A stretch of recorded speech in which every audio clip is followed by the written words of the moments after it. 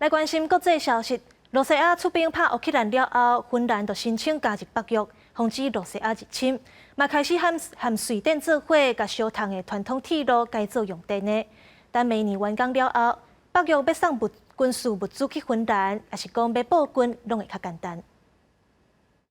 伫芬兰北极圈外围的罗瓦涅米，嘛是圣诞老人的故乡。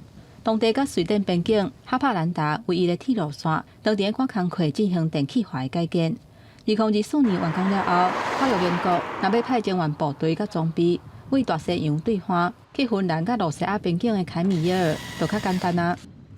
Basically, this northern route is the only accessible route after that. We need electrification from the Kemi to the Haaparanta, and this is the missing part, the last mile of the electrification. What is needed now, and it is now under construction.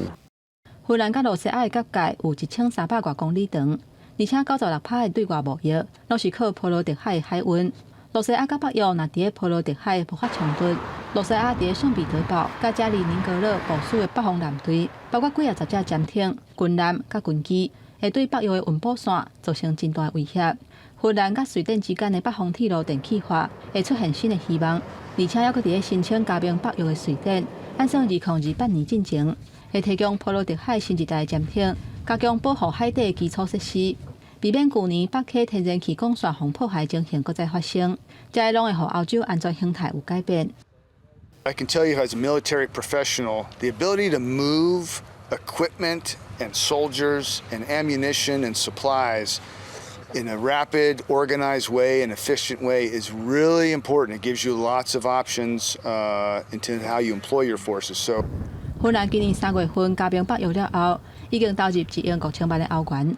更新伫罗瓦涅米的北极空军基地设备，当地按算2016年，嘛会乘坐64架 F-35战机的主要基地。另外，美国总统拜登后礼拜嘛会亲身拜访赫尔辛基，庆祝芬兰乘坐北约大家庭的一份子。公司新闻，景元庆编译。